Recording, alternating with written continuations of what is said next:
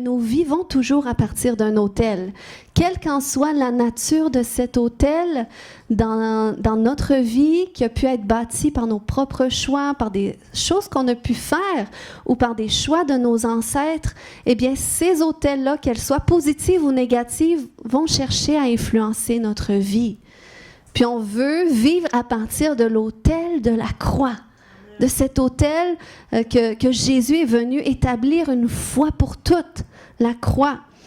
Mais on va voir la réalité encore de qu'est-ce que ça représente l'autel, parce que c'est tout un sujet qui part du livre de la Genèse jusqu'à l'Apocalypse, comme de quoi que les patriarches bâtissaient des autels à Dieu. Quand Dieu venait les rencontrer, quand Dieu venait encore une fois rappeler l'alliance qu'il faisait avec eux, eh bien, en signe de cette alliance-là, il venait bâtir des autels, offrir des sacrifices à Dieu. Puis c'est un principe qui a été établi dans la loi de Moïse et qui a été accompli une fois pour toutes par Jésus. Mais on va quand même retourner dans cette réalité des autels ce matin. Je vais partager 3 définitions biblique de ce qu'est un autel, qu'elle soit bonne ou mauvaise, l'autel. Dans le fond, qu'est-ce que ça fait? Parce qu'il faut se rappeler que ce que Dieu crée, le diable va toujours chercher à le voler pour le pervertir, d'où son nom, le voleur. Donc, c'est pour ça qu'il existe aussi des autels qui sont démoniaques.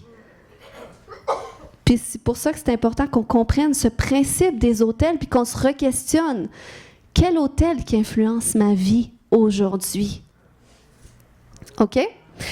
Donc, la première définition que je veux partager, c'est qu'un autel, c'est un lieu, une plateforme ou un système où le monde spirituel rencontre légalement le monde physique.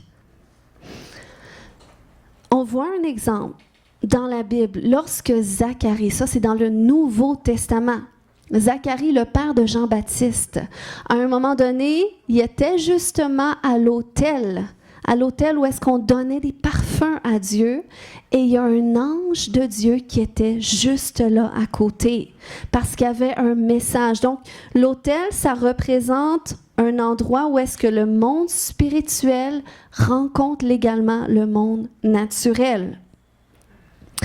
Donc, on voit ça dans Luc 1:11. Différents types d'autels, on a les monuments physiques, comme on voit que les patriarches bâtissaient dans l'Ancien Testament. Une institution peut aussi être un autel, que ce soit une organisation, une entreprise, peu importe, ça peut devenir un autel positif comme négatif. Puis, un exemple positif, c'est que l'Église de Jésus-Christ, l'Ecclésia, eh bien, elle est destinée à être tel un autel. On voit ça dans 1 Pierre 2,5 qui nous dit « Vous-même, comme des pierres vivantes, édifiez-vous pour former une maison spirituelle, un saint sacerdoce afin d'offrir des victimes spirituelles, des sacrifices agréables à Dieu par Jésus-Christ. » Donc, une institution peut être un autel, un lieu où est-ce que le monde spirituel rencontre le monde naturel. Ensuite, un autel peut être une personne. Donc, une personne peut devenir une plateforme spirituelle. Le côté positif, on le voit avec Jésus. Dans Jean 1,51 qui nous dit « En vérité, vous verrez désormais le ciel ouvert et les anges de Dieu monter et descendre où? Sur le Fils de l'homme. » Donc, une personne peut devenir un autel, un endroit où est-ce que le monde spirituel rentre en contact avec le monde physique. Donc, c'est pour ça que légalement, les mauvais esprits peuvent aussi habiter ou influencer les hommes. C'est silencieux, mais c'est pas grave. Un autel, ça peut être aussi une réalité invisible. Donc, une structure spirituelle sans monument matériel. Puis on va voir un petit peu plus tard c'est quoi ça représente. Deuxième définition, c'est un autel, c'est une plateforme qui autorise les lois spirituelles et le monde spirituel à agir sur la terre. Donc, lorsque l'ange de Dieu se tenait à côté de l'autel des parfums, tout près de Zacharie qui faisait son service, eh bien cet ange-là, il est venu pour établir quelque chose parce que Élisabeth était stérile, elle ne pouvait pas enfanter. Mais l'ange du Seigneur est venu pour changer la donne, pour dire ta femme, ne crains point Zacharie, car ta prière a été exaucée. C'est où ce qui est venu le rencontrer? À l'autel. Ta femme Élisabeth t'enfantera un fils et tu lui donneras le nom de Jean. Donc, dans le naturel, elle n'était pas autorisée à enfanter, elle était stérile.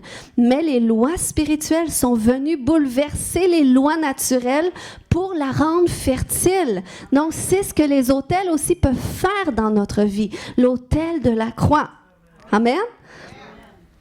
Ensuite de ça, on voit plusieurs exemples dans l'Ancien Testament, par exemple, pour que Dieu puisse agir en faveur du peuple d'Israël à beaucoup d'endroits. Qu'est-ce qu'il devait faire? Bâtir des autels à Dieu, offrir des sacrifices. Et c'est ce qui faisait en sorte que l'intervention de Dieu pouvait arriver sur la terre. Dieu veut agir, on sert un Dieu vivant. Amen. Un Dieu qui dépasse les lois naturelles. L'affaire du salut, c'est pas une affaire pour quand on va être au ciel seulement, mais c'est ici et maintenant qu'on peut vivre, qu'on peut goûter au ciel sur la terre. Amen. On voit un autre exemple aussi que j'aime beaucoup. C'est lorsque David, le roi David, avait péché contre Dieu. L'homme au cœur de Dieu avait péché contre Dieu. Oui, ça peut arriver, mais il était selon le cœur de Dieu parce qu'il était capable d'admettre ses fautes. Il était capable de reconnaître sa faiblesse et son besoin de Dieu. C'est des hommes et des femmes comme ça que Dieu cherche. Eh bien, David, un jour, avait péché contre Dieu en ordonnant le dénombrement des milliers de personnes en Israël. C'était pas qu'est-ce que Dieu avait demandé et le roi David l'avait commandé. Et qu'est-ce qui s'est passé? C'est que là, Dieu est venu au travers le prophète qui travaillait aux côtés de David pour dire, là, ça marche pas, t'as péché contre Dieu. Donc, le Seigneur te propose 3 fléaux, lequel tu choisis. Donc, David a dit, je préfère ce fléau où est-ce qu'il va y avoir une épidémie pendant 3 jours au sein du peuple d'Israël. Et c'est ce qui est arrivé. Mais la Bible nous dit qu'au travers de ces journées-là, à un moment donné, Dieu regrettait qu'est-ce qui se passait en Israël. Et parce que le cœur de David était connecté au cœur de Dieu, David a dit, ça n'a pas de sens. Il faut que le Seigneur intervienne là-dedans parce que je vois tous ces gens en train de périr. Puis on voit l'histoire dans 1 Chronique 21, si vous voulez aller lire. Mais David a dû aller bâtir un autel à Dieu où est-ce que l'ange destructeur se trouvait pour qu'il cesse d'amener la destruction dans le territoire d'Israël. Donc, il a dû bâtir là un autel à Dieu. Dans 1 Chronique 21-26, ça dit qu'il bâtit là un autel à l'Éternel et il a offrit des holocaustes et des sacrifices de communion. Il invoqua l'Éternel et l'Éternel lui répondit. À quel endroit? À l'autel, en faisant tomber le feu du ciel. Où? Sur l'autel de l'Holocauste. Puis l'Éternel ordonna à l'ange de remettre son épée dans le fourreau. Amen. Donc, à l'autel, c'est là où est-ce que les lois spirituelles peuvent venir. Qui autorisent les lois spirituelles et le monde spirituel à agir sur la terre. Troisième définition, c'est qu'un autel, c'est une plateforme où les alliances sont établies et entretenues. Donc, c'est ce qu'on voit se produire lorsque Abraham bâtissait des autels à Dieu, Isaac, Jacob, parce que c'était ceux qui étaient choisis pour l'alliance que Dieu avait établie.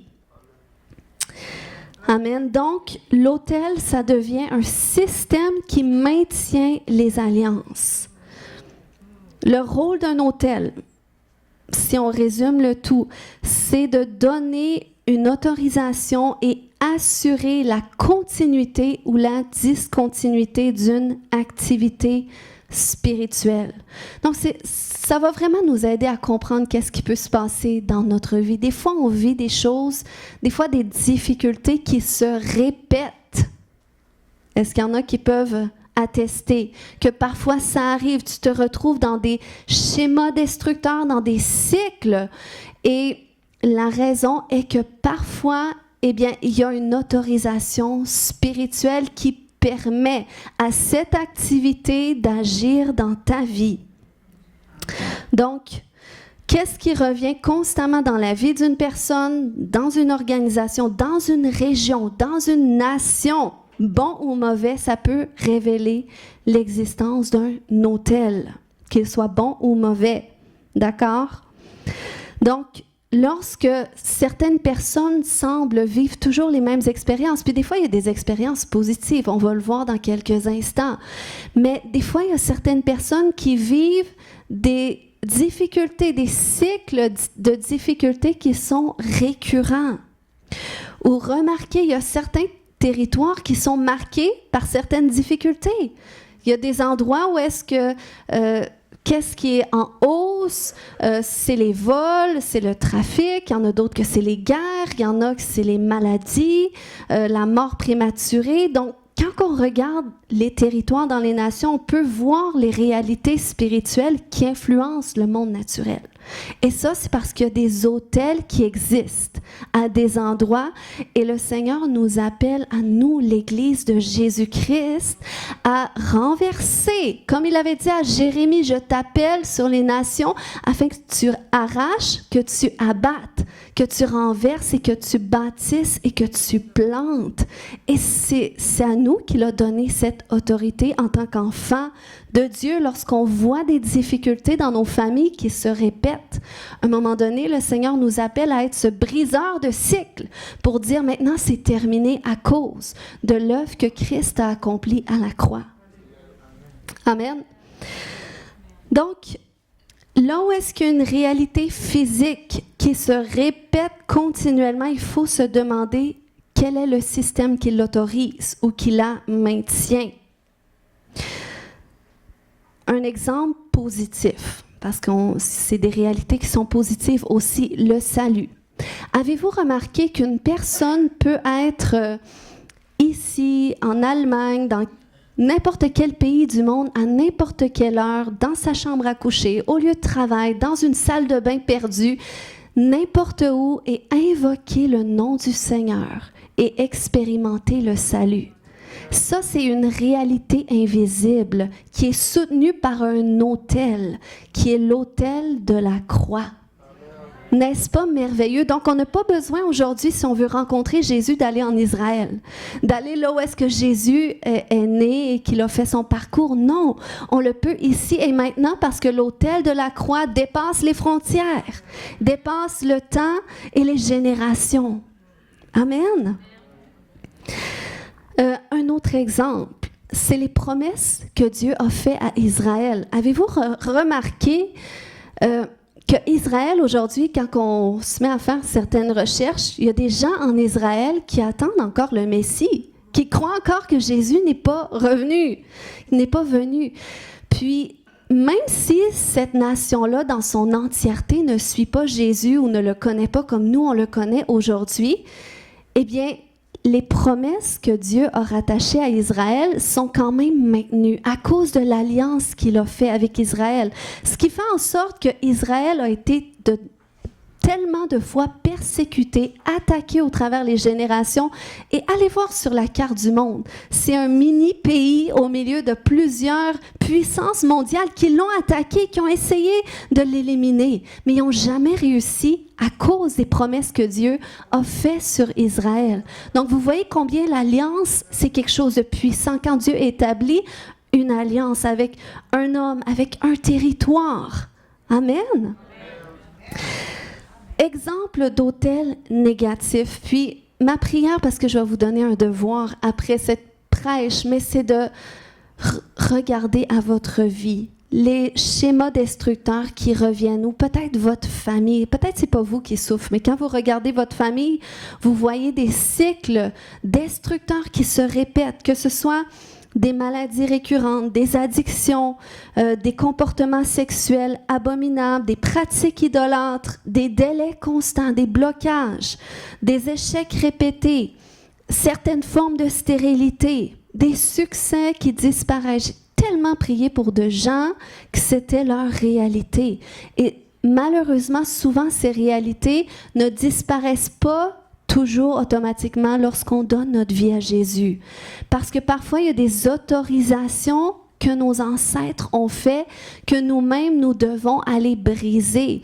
Et on va les reconnaître comment? Par les fruits. Jésus a dit, on reconnaît un arbre à ses fruits. Donc, tu peux dire que tu es un pommier, mais si c'est des raisins qui sortent de toi, ben les fruits vont nous dire quel type d'arbre que tu es. Donc, lorsqu'on regarde à notre vie, ça nous donne un indicateur de quel type d'autel peut influencer la réalité de ce que je vis. Donc, le grand autel qui alimente justement ces autels négatifs, ces autels démoniaques, c'est l'autel du péché et de l'iniquité.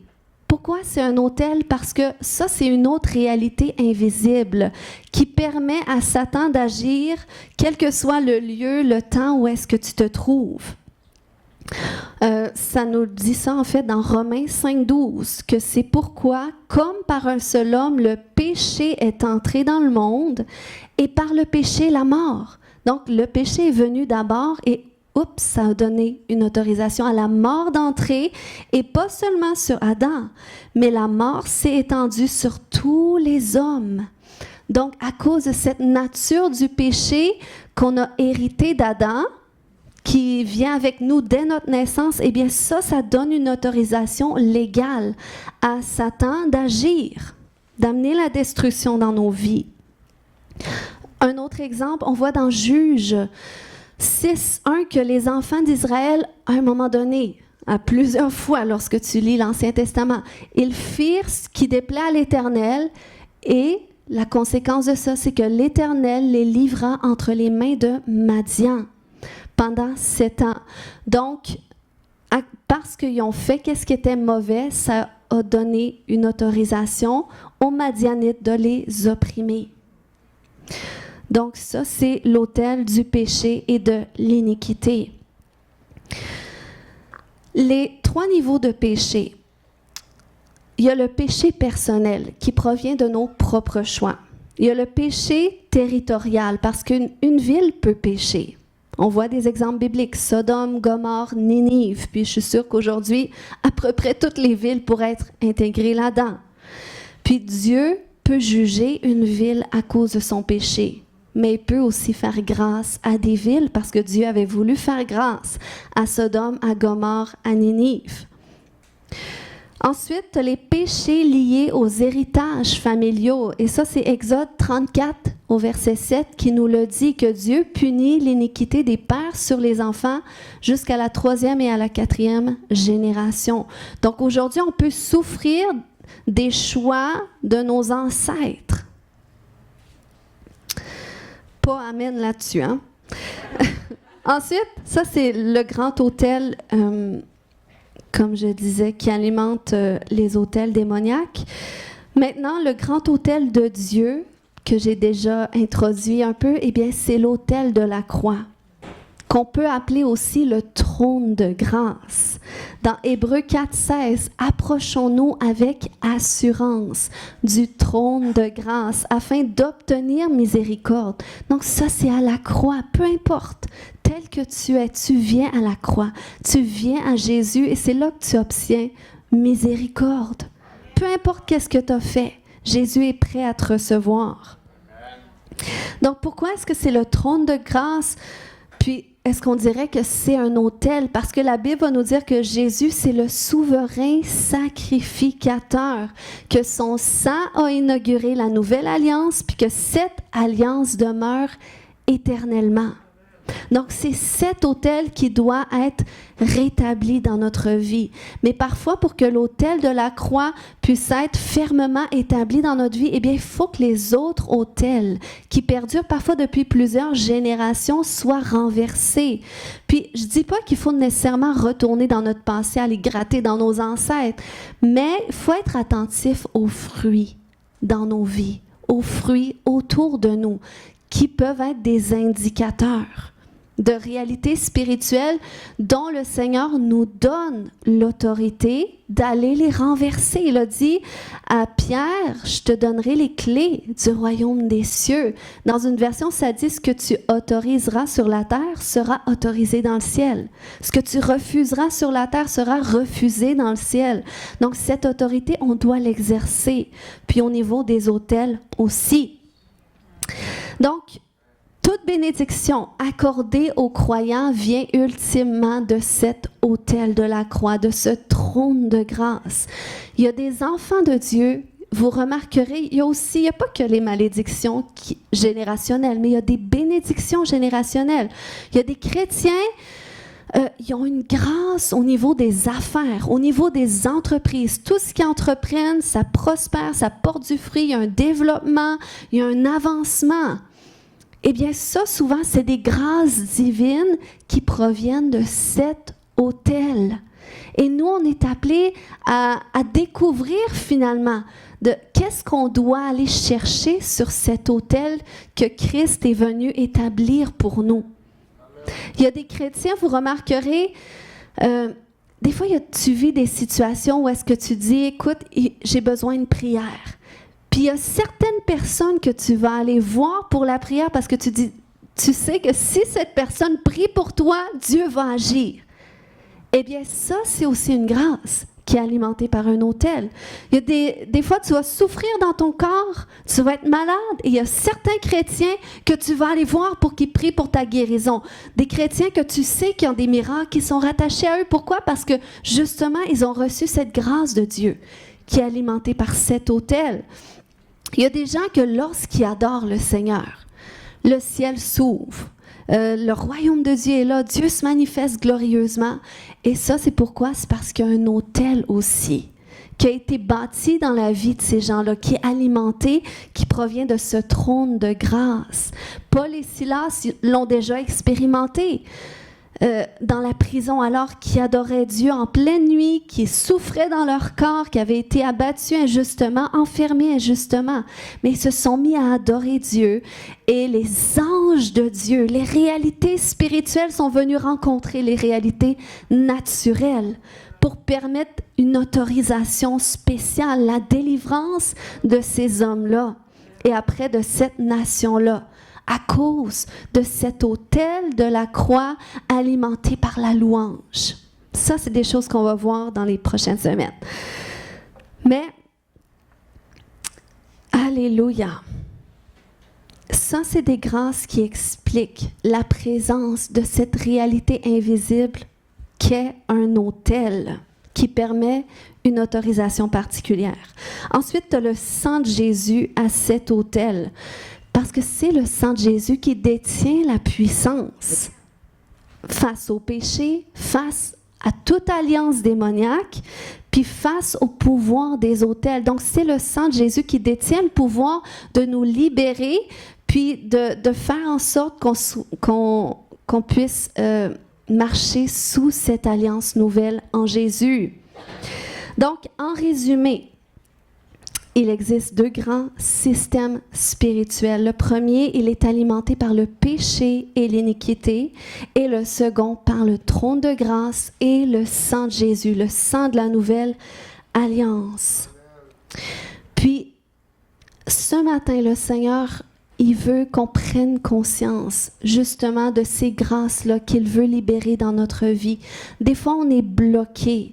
Puis c'est pas parce que Dieu veut pas nous bénir, mais c'est parce qu'il veut attirer notre attention sur des droits que l'ennemi a sur notre vie pour les renverser, puis qu'on puisse rétablir sa bénédiction.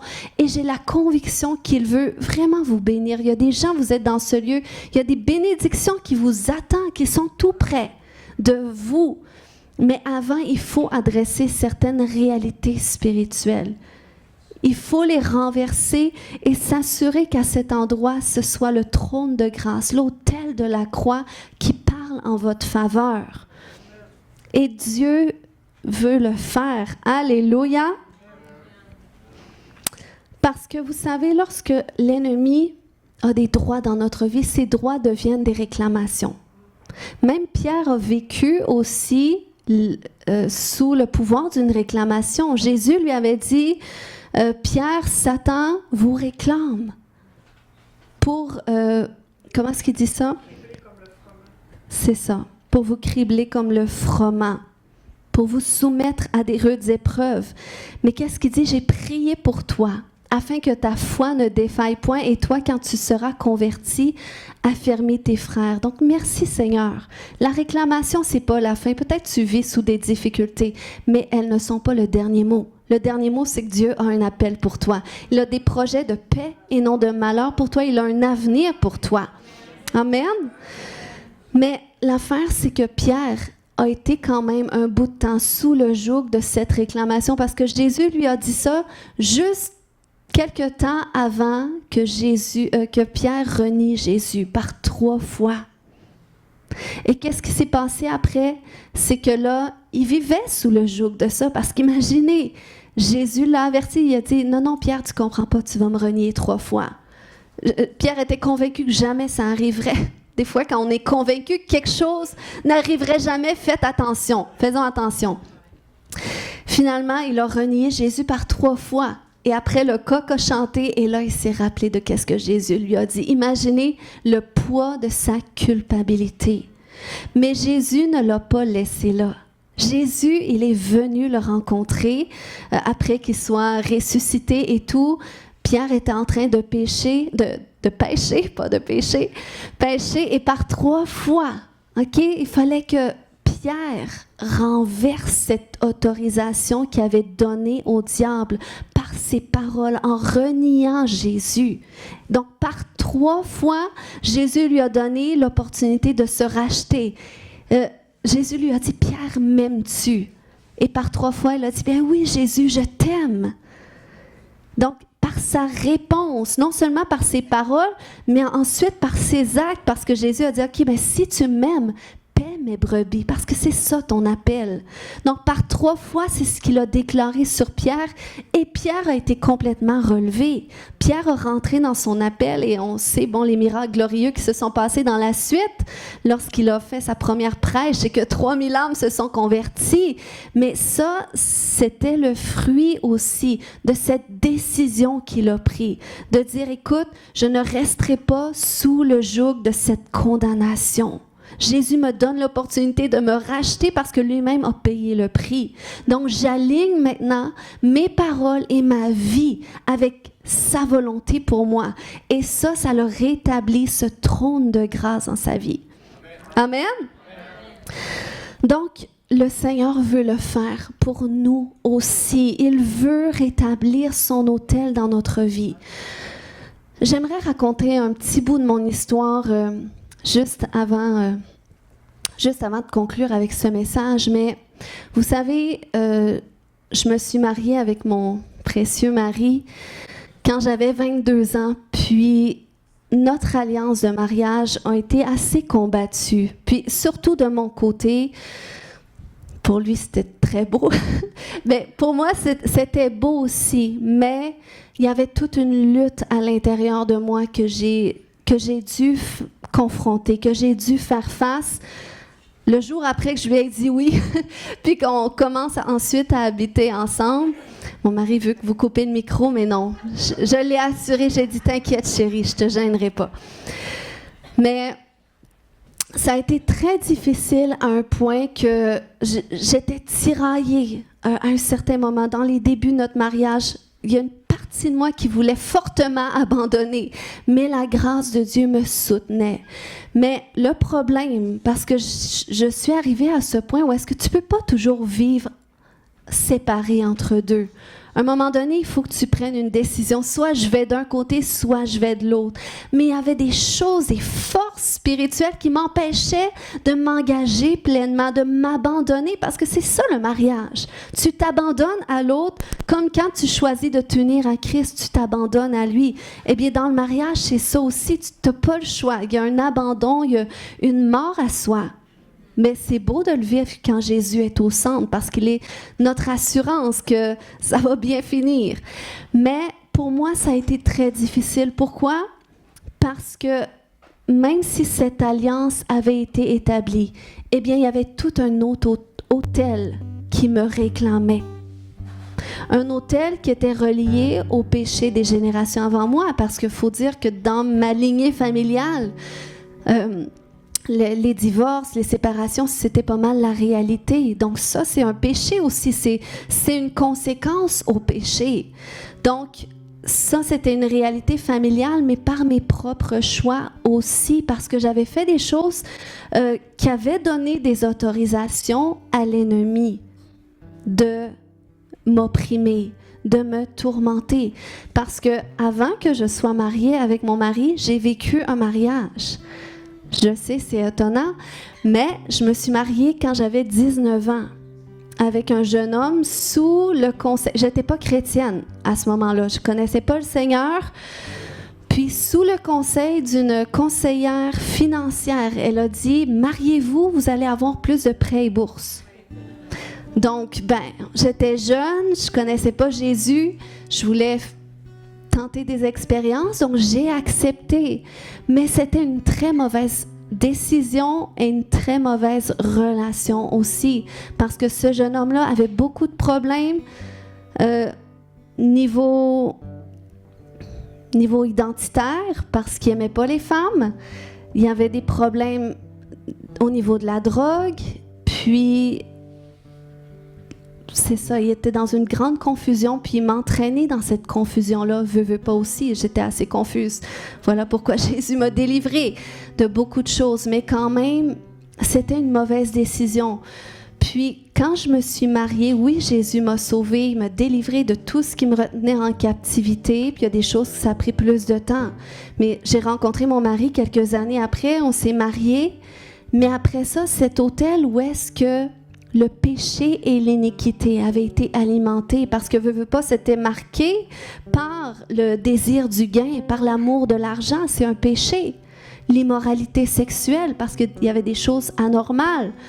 Puis il y avait la débauche. Donc c'était un autel qui avait été bâti dans ma vie par une alliance que j'avais faite par ce mariage et qui avait été alimenté par ce type de péché et d'iniquité. Donc oui, le jour que j'ai brisé cette alliance-là, naturellement, dans le monde naturel, j'étais détachée. Mais ça a pris tout un processus pour que spirituellement, je sois détachée aussi. Puis lorsque je me suis mariée, que j'ai établi cette nouvelle alliance, eh bien là, les autorisations de l'ancienne alliance me rappelaient à eux. Me disait non, elle ne peut pas se marier parce que regarde qu'est-ce qu'elle a fait. Et ça a été un long processus de délivrance, de guérison, parce que veux pas, même cette relation que j'avais bâtie avait bâti des forteresses dans mes pensées, des mentalités qui influençaient ma façon de voir les hommes, de voir les relations. Donc, vous voyez, mais j'avais pas le choix si je voulais pouvoir faire en sorte que cette alliance soit établie sur des nouvelles promesses, avec la bénédiction de Dieu. Eh bien, il fallait que je règle qu'est-ce qu'était de cette ancienne alliance. Et je l'ai fait par la prière, je l'ai fait en cherchant Dieu de tout mon cœur, en cherchant son secours, en cherchant la délivrance, en coupant tout ce que je devais couper, les liens d'âme, tout ça. Puis, pas à pas, le Seigneur l'a fait. Il l'a fait, puis il m'a amené à pouvoir m'engager pleinement. Puis c'est à partir de ce moment-là que j'ai pu commencer à vivre un mariage épanoui. Mais vous savez, dans le moment où est-ce que j'étais tiraillée entre ces deux autels, entre ces deux alliances, le problème, je voyais que c'était lui. Donc, si ça peut donner une petite lumière à quelqu'un, combien que des difficultés qu'on vit dans nos relations, qu'on est convaincu que c'est l'autre personne le problème. Mais il y a beaucoup de choses qui proviennent de nous. Puis ça, c'est important de le gérer, notre bagage spirituel. Puis on aimerait ça des fois, que ce soit tout réglé avant de se marier. Puis si vous êtes célibataire, je vous invite à prendre le temps. Mais il y a des choses qui refont surface quand justement il y a quelque chose de nouveau qui s'établit. Puis c'est pas négatif en soi. Ben, si la grâce de Dieu n'avait pas été là, c'est certain que j'aurais abandonné parce que c'était très difficile. Mais quand on apprend à se confier dans la grâce de Dieu, à chercher Dieu, il nous aide dans nos combats. Il nous donne la force de persévérer, puis même quand on ne comprend pas tout, mais on doit le chercher sincèrement. Puis ce matin, je veux simplement terminer sur cette note-là, de regarder à vos vies ce matin, regardez aux difficultés répétitives que vous vivez. Peut-être que vous dites, ben moi je suis bloqué dans ma vie, ça avance pas. Des fois, c'est pas des grosses choses qu'on vit, mais juste d'être bloqué. Juste qu'on dirait que c'est tellement lent que tu es dans le délai, c'est délai après délai après délai. Demande au Seigneur. Demande au Seigneur qu'est-ce qui relève d'autorisations spirituelles qui proviennent peut-être de d'autres autels qui ont été établis dans ta famille ou peut-être dans ta vie par tes propres paroles ou tes propres choix comme Pierre a vécu. Des fois, on dit des choses sous les coups de l'émotion. Des fois, on vit des chicanes avec des gens, puis on va dire des choses très graves. Puis, tu peux gérer tout ton bagage de ton passé, mais là, qu'est-ce que tu viens de dire? Ben là, ça vient d'établir autre chose dans l'esprit. Le diable peut s'en servir contre toi. Donc, c'est pas grave de tomber, mais il faut se relever. Puis on se relève comment? En prenant conscience, puis en se repentant sincèrement. En réalisant que tu n'as pas fait la bonne chose, puis il faut que tu fasses autrement. Des fois, on n'a pas la réponse pour faire autrement, mais ça commence par une prise de conscience, puis après, c'est la grâce de Dieu. Amen. Est-ce qu'on peut se lever debout ensemble ce matin? Alléluia. Est-ce qu'il y a des gens qui n'ont jamais tout donné leur vie à Jésus, puis vous dites, ben moi, j'aimerais ça faire ce pas, parce que c'est le premier pas à faire pour que le trône de grâce vienne s'établir dans ta vie? Est-ce que des gens ce matin vous dites, ben moi j'aimerais faire une prière pour donner toute ma vie à Jésus. Si tu l'as déjà fait une fois, puis tu es convaincu que si tu meurs demain, tu vas au ciel, tu n'as pas besoin de la refaire.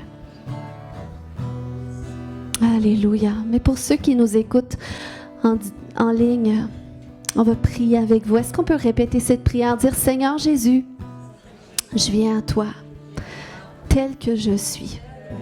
Je te demande pardon pour tous mes péchés. Viens dans mon cœur, viens dans ma vie. Je t'accepte aujourd'hui comme Seigneur et comme Sauveur. Amen. Alléluia, gloire à toi Jésus.